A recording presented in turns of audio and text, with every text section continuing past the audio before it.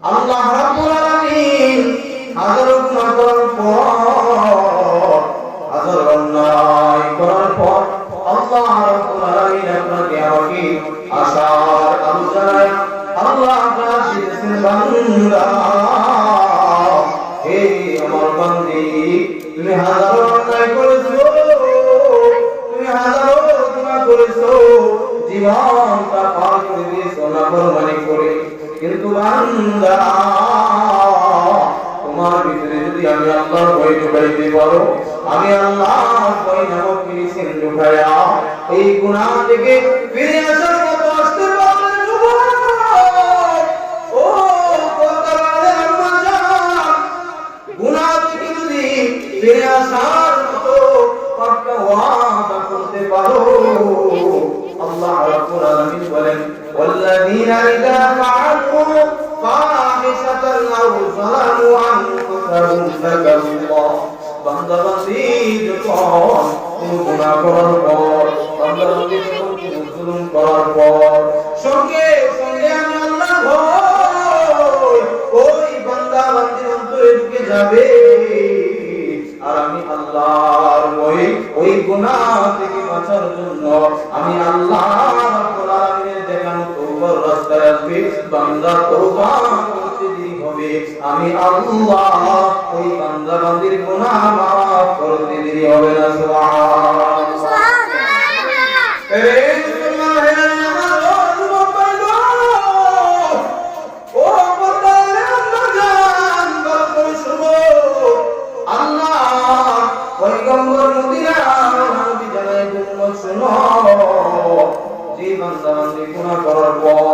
এই গুনাহ থেকে মুক্ত হওয়ার জন্য, ফিরে আসার জন্য আমি আল্লাহ দরবারে তওবা করি, মায়া নবী জানায়া দেন, আত্তাইবু মিনাজ যামবি কামাল্লা যামবা, মদিনা ওয়ালা নবী জানায়া দেন, বান্দা বান্দা যখন গুনাহ থেকে ফিরে আসার জন্য পাক্কা ওয়াদা করে, পাক্কা ওয়াদা করে, ও আল্লাহ ভুল করেছি, অন্যায় করেছি, নিজের নফসের উপরে জুলুম করেছি, বান্দা বান্দা যখন এরকম ভাবে আল্লাহ রাব্বুল আলামিনের কাছে পাক্কা ওয়াদা করে তওবা করে, আল্লাহ জানায়া দেন, বান্দা বান্দি তওবা করার সময় আল্লাহ জানায়া দেন, বান্দা ও তাড়াতাড়ি আল্লাহর বান্দি, আত্তাইবু মিনাজ যামবি কামাল্লা যামবা, তুমি তওবা করার কারণে আমি তোমাকে এরকম ভাবে গুনাহ থেকে পবিত্র বানায়া দিলাম, তুমি যেন কোনোদিন গুনাহ করো না। সুবহানাল্লাহ। আর যদি বলেন না সুবহানাল্লাহ,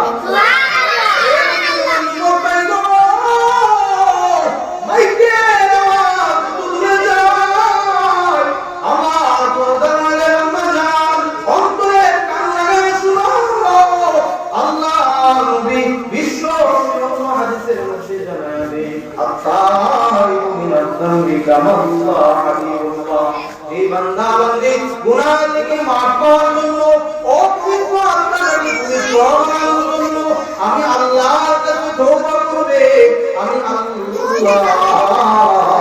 তাদের গুনাহ শুধু মাফ করব না, আমি আল্লাহ তাদেরকে আমার বন্ধু বানায়া নিব। এমন কেউ আসেনি বলতে পারবে যে হুজুর জীবনে কোনোদিন গুনাহ করি নাই, এমন লোক দুনিয়াতে আছে না। এরে মুসলমান যুবক ভাই, এ পর্দার আম্মা জান গো, আল্লাহ রাব্বুল আলামিন বলেন, বান্দা তুমি গুনাহ করেছো, নৈরাশ্য না, তুমি গুনাহ করেছো, তুমি আমি আল্লাহর রাস্তা থেকে দূরে থাকিও না। আল্লাহ রাব্বুল আলামিন জানালেন, ইয়া আইয়ুহাল্লাযীনা আমানু ইলা আল্লাহ তাওবাতান নাসুহা। আল্লাহ রাব্বুল আলামিন জানালেন, ইয়া আইয়ুহাল্লাযীনা আমানু, আমরা গুনাহ করার পরেও আল্লাহ আমাদেরকে গুনাহগার বলে না, চুরি করার পরেও চুর বলে না, দেই না, পাপ করার পরে পাপী বলে না, দেই না। আল্লাহ বলে, হে বিশ্বাসী লোক, গুনাহ করেছো, অন্যায় করেছো, নিজের আত্মার উপরে অবিচার মৃত্যু আয় বান্দা ফিরে আয় আয় ফিরে আয় আমি আল্লাহর কাছে যদি ফিরে আসতে পারো ইয়া আইয়ুহাল্লাযীনা আমানু তুবু ইলাল্লাহ এই বান্দার দোয়া তোমরা যদি আমি আল্লাহর কাছে তওবা করতে পারো আল্লাহ রাব্বুল আলামিন বলে তোমরা যদি তওবা করো তাহলে তওবা করার মতো তওবা কর গুনাহ থেকে ফিরে আসার মতো যদি আসতে পারো না তাহলে আমি আল্লাহ ওদেরকে এই গুনাহ নিয়ে ফেলে দিব না আমি আল্লাহ ওদের গুনাহ maaf করে আপন বানাই দেব সুবহানাল্লাহ সুবহানাল্লাহ এই দুনিয়ার লোকের যুবক ভাই এ পরমাদের আপনাদের অন্তরে পরমাদের কথাগুলো শুনো মদিনা নবীর হাদিসের মধ্যে জানায় দেই কুল্লু বানি আদম খাত্তাউন ওয়া খায়রুল খাত্তাইন আত-তাওয়াবুন আল্লাহ পয়গম্বর মদিনা ওয়ালা নবী জানায় দেই প্রতিটা বনি আদম বড় গুনাহগার প্রতিটা বনি আদম গুনাহগার আর ওই গুনাহগারদের মধ্যে আমি আল্লাহর কাছে শ্রেষ্ঠ আপন মর্যাদাবান গুনাহগার ওই ব্যক্তি যে গুনাহ করার পরে আমি আল্লাহর কাছে তওবা করি সুবহানাল্লাহ আমরা গুনাহ থেকে বাঁচার জন্য জাহান্নামের চৌরাস্তা থেকে ফিরে জান্নাতের রাস্তায় যাওয়ার জন্য তওবা করা দরকার আছে না নাই এই মুসলমান আজকে আপনারা জ্বর হলে ঠান্ডা হলে বা কোনো অসুস্থতা হলে আমরা ডাক্তারের কাছে যাই কেন ওষুধ দিব ডাক্তারের মাধ্যমে আল্লাহ আমাদেরকে সুস্থ করে দিবেন কিন্তু মুসলমান যুবক ও পর্দার আম্মা জান আপনার অন্তরটা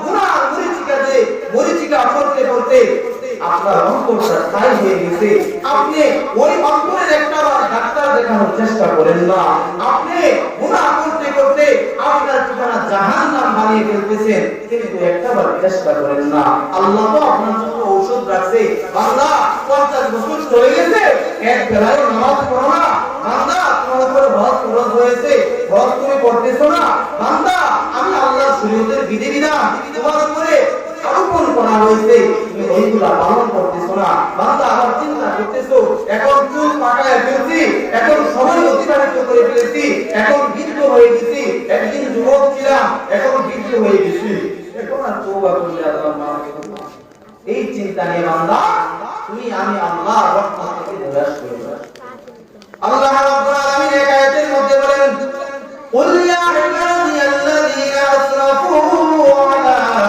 أنفسهم لا تقنطوا من رحمة الله إن الله يغفر الذنوب جميعا إنه هو الغفور الرحيم الله يا عبادي هي أمر الذين أسرفوا على যারা গুনাহ করে নিজের উপরে জুলুম করেছো লা তাকনাতু মির রাহমাতিল্লাহ নিজের আত্মার উপরে অবিচার করেছো অন্যায় করেছো তোমরা আমি আল্লাহর রহমত থেকে নিরাশ হও না ইন্নাল্লাহ ইয়াগফিরু যুনুবা জামিআ আসো তোমরা আমি আল্লাহর কাছে তওবা করো আমি আল্লাহ তোমাদের গুনাহ যদি তওবা করার মতো করতে পারো তোমাদের গুনাহ যদি আমি আল্লাহর কাছে কবুল করাইতে চাও তোমরা যদি দুইটা হাত তুলে আমি আল্লাহর কাছে চাওয়ার মতো চাইতে পারো তোমাদের চোখের পানি নাকের গড়ায় আসতে দেরি আমি আল্লাহ তোমাদের গুনাহ maaf করতে দিব না সুবহানাল্লাহ সুবহানাল্লাহ এরে মুসলমান ভাইরা আমার এ যুবক ভাই ও মাদ্রাসা ওরে মেরি ইনকাসু ভাইরা আমার আল্লাহ আমাদেরকে আশাত বান্দায়া এর যে দামি ঔষধ নাই দুনিয়ার কোন ডাক্তারের কাছে পাইবি না দুনিয়ার কোন কবিরাজের কাছে পাইবি না হে বান্দা তুই এদিক সেদিক করতেছ তোর গুনাহ কেউ মাফ করতে পারবে না হে বান্দা তুই গুনাহের লজ্জিত হয়ে যা হে বান্দা গুনাহ করে শর্মিন্দা হয়ে যা আমি আল্লাহর সাথে পাক্কা ওয়াদা কর জীবনে আর গুনাহ করবি না বান্দা এই যদি আমি আল্লাহর কাছে তওবা করতে পারো বান্দা তুই তওবা করতে দিবি আমি আল্লাহ তোর তওবা কবুল করতে দিও না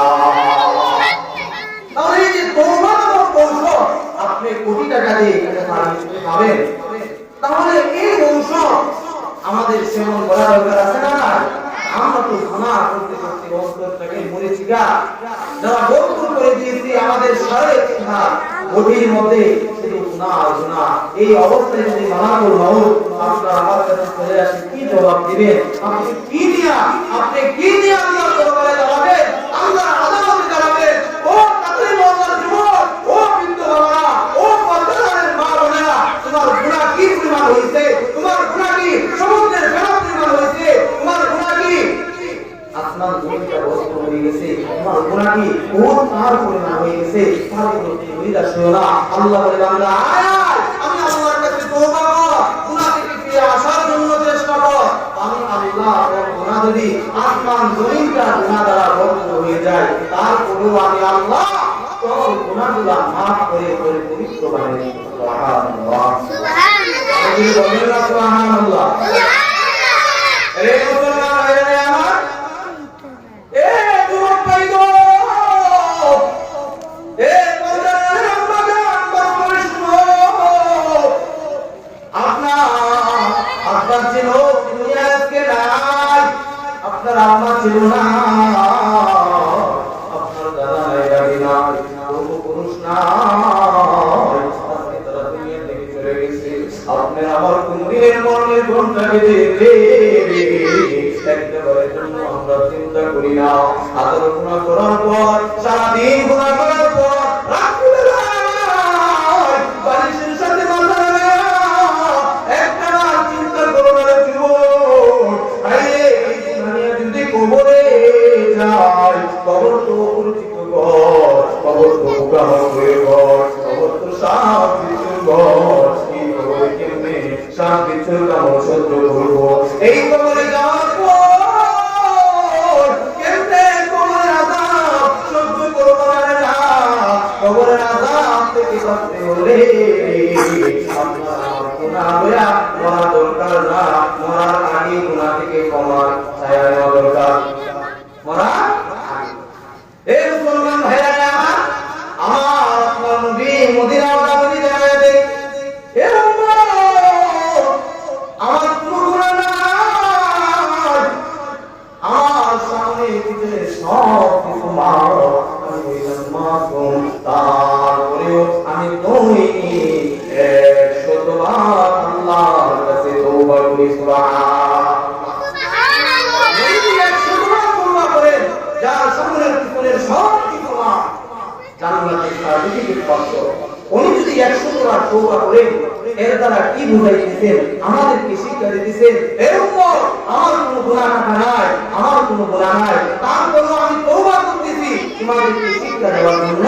তোমরা যখনই কোনো ভুল করে ফেলবা, যখনই কোনো অন্যায় করে ফেলবা, যখনই নামাজ ছেড়ে দিবা, যখনই রোজা ভঙ্গ করে ফেলবা, যখনই সুদের রাস্তায় চলে যাবা, যখনই ঘুষের রাস্তায় চলে যাবা, ও বান্দা, ও বান্দি, তখন ওই গুনাহ থেকে পবিত্র হওয়ার জন্য, গুনাহ থেকে মাফ পাওয়ার জন্য আমি আল্লাহর কাছে তওবা করতে হবে। তওবা করা ছাড়া যদি আপনি মারা যান, তাহলে আপনার কবর থেকে আযাব শুরু হবে। এই মুসলমান, আল্লাহ রাব্বুল আলামিন বলেন, ইয়া আইয়ুহাল ইনসান মা গাররাকা বিরাব্বিকাল কারীম, হে মানুষ, আজকে তোরে কোন জিনিস আমি আল্লাহ থেকে ফিরাইয়া রাখলো? কোন জিনিস আজকে তোরে নামাজ পড়া থেকে বাধা দেয়? কোন জিনিস আজকে তোরে কোরআন পড়া থেকে বাধা দেয়? এ তাকাই মাওলার যুবক ভাইগো, ও কুরআনের আম্মা, আল্লাহর ইবাদত বন্দেগী থেকে কোন জিনিস বাধা দেয়? বলেন তো, দুনিয়ার কাজকর্ম নিয়া, দুনিয়ার সংসারের দায়িত্ব নিয়া, দুনিয়ার রোজগার নিয়া নামাজ পড়ার সুযোগ কই? টাকা ইনকাম না করলে ছেলে সন্তান খাইতে পারবে না, স্ত্রী বাচ্চা না খেতে হবে।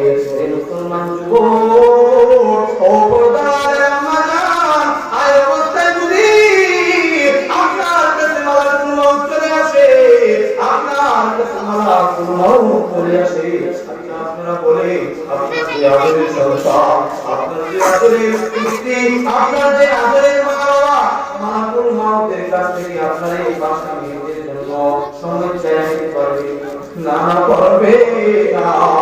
যখন মালাকুল মউত কারো দরজায় হাজির হয়ে যায়, তখন তার জীবনে সময় ফুরায়া যায়। এই মুসলমান যুবক, এজন্য মায়ার নবী জানালেন, হে উম্মত, আমি আল্লাহ তোমার গর্দান শুরু হওয়ার পর্যন্ত, তোমার গর্দান শুরু হওয়ার পর্যন্ত আল্লাহ তুমি তওবা করে গুনাহ থেকে মাফ করে দাও। গর্দান শুরু হওয়ার পর্যন্ত তুমি তওবা করো, আমি আল্লাহ তওবা করব। কিন্তু গর্দান আরম্ভ হয়ে গেলে তওবা করলে কোনো লাভ হবে না। সফর যখন শুরু হয়ে যাবে, তখন যদি আপনি তওবা করেন কোনো লাভ হবে না। এই মুসলমান ভাইরা আমার, ফেরাউন যখন মৃত্যু সামনে হাবুড মুগাইতেছে, তখন ফেরাউন বলে, আমি মুসলমান। আল্লাহ বলে, ফেরাউন তুই সারা জীবন না কুরবানি করছ, এখন মুসলমান দাবি করছিস, লাভ হবে না। এখন তওবা করলে তোর লাভ হবে না। এখন তোর গর্দন শুরু হয়ে গেছে, মৃত্যুর সংবাদ হয়ে গেছে, এখন তওবা করে কোনো লাভ হবে না। এজন্য মুসলমান যুবক, আল্লাহর উপর করার পর রাত্রিবেলায় যখন বালিশের সাথে মাথা লাগাইবে, একটা বার চিন্তা করে দেখবে যে আল্লাহ আমাকে তো সুন্দর করে বানাইলো, এত নাম নিয়ামত আপনাকে আমাকে দিল। আল্লাহ তুমি দেখতেছি, আল্লাহ ঘুমাইতে ঘুমাইতেছি, আল্লাহ বিছানার মধ্যে আরাম করতেছি, এত নাম নিয়ামত পাওয়ার পরেও আল্লাহ কি বলে দিছি? আল্লাহ বলে, বান্দা 24টা ঘন্টা সময় আমি আল্লাহ করে মদিনা দিলাম। 24টা ঘন্টা সময়ের ভিতরে হে নাফরমান, 5টা বেলায় যখন বসিয়ে থেকে মুয়াজ্জিন আযান দেয়, একটা বার তুই আমি আল্লাহর কুরবানিতে সেজদা দিই না। হে নাফরমান, যখন নেক কাজের প্রতি ধরে থাকা হয়, যখন তোরে ওয়াজ মাহফিলের প্রতি আগ্রহ বাড়ায়, যখন তাকে আল্লাহ সালাম জানানো হয়, তুই বাড়ির মধ্যে মায়া করো। অথচ মায়ার নবী জানাতে এরকম মজলিসের মধ্যে যারা আসতে পারবে, বসতে পারবে, আল্লাহ পয়গম্বর তাদেরকে জানায় তাদের জীবনের সমস্ত সগীরা গুনাহ মাফ করে দিয়ে। তাহলে আসতে পারলে, বসতে পারলে লাভ না হলো? তাহলে যারা এত আসতে পারছে না, বুঝা গেল তাদের কপাল খুলছে না খুলছে? এই মুসলমান ভাইরা আমার, দেখে গুনাহ থেকে বাঁচার জন্য আপনি যদি চেষ্টা করেন, আল্লাহ আপনাকে কেমন ভাবে মাফ করে দেয়। বনি ইসরাইলের এক যুবক 99টা খুন করেছে। কয়টা খুন করেছে? 99টা খুন করার পর এই যুবকের ভিতরে আল্লাহর ভয় ঢুকে গেল। এই যুবক এলাকাবাসীকে দেখে বলে, এলাকাবাসী, আমি তো 99টা খুন করেছি, আমার ভিতরে তো এখন আল্লাহর ভয় ঢুকে গেছে। আমি যদি এই অবস্থায় মারা যাই, তাহলে আল্লাহর কাজ করায় কি নিয়ে দাঁড়াইব? আমার ঠিকানা তো জাহান্নাম হয়ে যাবে। তখন এলাকাবাসীকে যখন এই যুবক বলতেছে, আমাকে ওই গুনাহ থেকে মুক্তি পাওয়ার কোনো রাস্তা আছে কিনা, কোন জায়গা আছে কিনা, যেই জায়গায় গিয়ে যাওয়ার পর আমাকে কোন একটা সন্ধান দিতে পারবে। তখন ওই এলাকাবাসী বললেন, আপনি আজকে আমাদের এলাকা থেকে অমুক এলাকায় চলে যান, ওই এলাকার মধ্যে একজন পাদ্রী আছে, ওই পাদ্রীর কাছে যদি যান, ওই পাদ্রী আপনাকে বলে দিবে আপনার মাফর রাস্তা আছে কিনা। ওই যুবক 99টা খুন করার পর আল্লাহ ভয় নিয়া এই যুবক কি করলো? ওই এলাকার মধ্যে যাওয়ার পর যখন ওই যুবক পাদ্রীকে জানতে পারে, পাদ্রী আমি 99টা খুন করেছি, আমার এই গুনাহ থেকে মুক্ত হওয়ার রাস্তা আছে কিনা, আমাকে একটু বাতলা দিও না। এই যুবক ওই পাদ্রী যখন জানলো, যখন বুঝলো 99টা খুন করেছো, হায় হায় খুন করেছো, হায় রে অন্যায় করেছো, তোমার তো মাফ পাওয়ার কোনো রাস্তা নাই। তখন এই যুবকটা রাগান্বিত হইয়া, আমি মাফ না হয়ে পায় তাহলে 100 টুকরা যেন আমি খালি রাখবো, ওরে খুন করিয়া আমি 100 পূরণ করে দিলাম। নাউজুবিল্লাহ। 100 টুকরা কেস করার পর আবার একটা আসে, আসার পরে ওই যুবক বলতেছে, ওই এলাকাবাসী তোমরা কই রে, আমি তো আগে 99টা খুন করেছি। পাদ্রীর কাছে যাওয়ার পর সে বলতেছে আমার মাফ করার কোনো রাস্তা নাই। তখন আমার 10 সেন্টিমিটার বেড়ে গেছে, নিজের সামলাইতে পারি না। ওই পাদ্রীকে খুন করিয়া আমি 100 কোটা পূরণ করে দিয়েছি। এলাকাবাসী আমি জাহান্নাম থেকে বাঁচতে চাই, আমি কবরের আযাব থেকে বাঁচতে চাই, আমি গুনাহমুক্ত আল্লাহর রায় দাঁড়াইতে চাই। এলাকাবাসী আমারে আমার একটা সন্তান আছে কিনা তোমরা দিবানি। তখন ওই এলাকাবাসী সবাই পরামর্শ করে জানাইয়া দিল, এই যাও যাও আমাদের পার্শ্ববর্তী এলাকায় পণ্ডিত আছে, ওই পণ্ডিতের কাছে গেলে তুমি জানতে পারবা তোমার 100 খুনের মাপ আল্লাহ করবেন কিনা।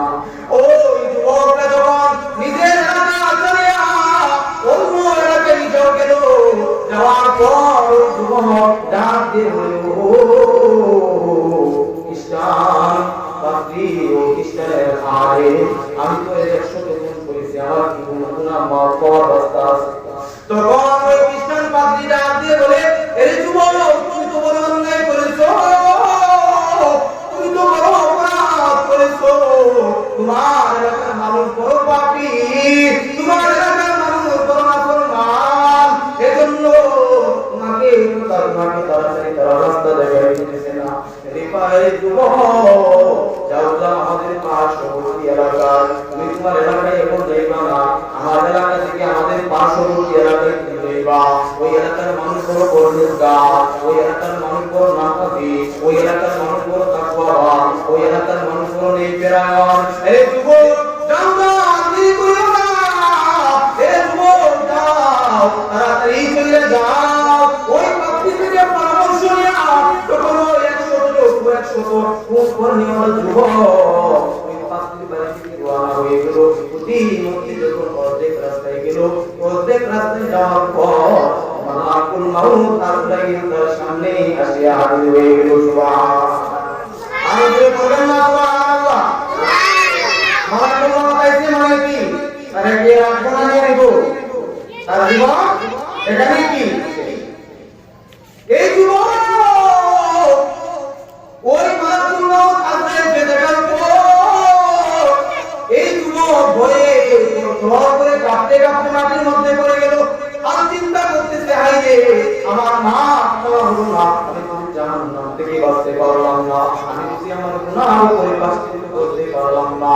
তখন ওই যুবক তার ভিতরে বই ঢুকে গেল, আমার সামনে মালাকুল মাউত মনে হয় আমি আর বাঁচব না। তখন ওই যুবকটা ভয় নিয়ে যখন সামনে আগাতে লাগলেন, আর হাত দ্বারা পা দ্বারা ঢালায়া ঢালায়া কিছু দূর যাওয়ার পর মালাকুল মাউত এই যুবকটা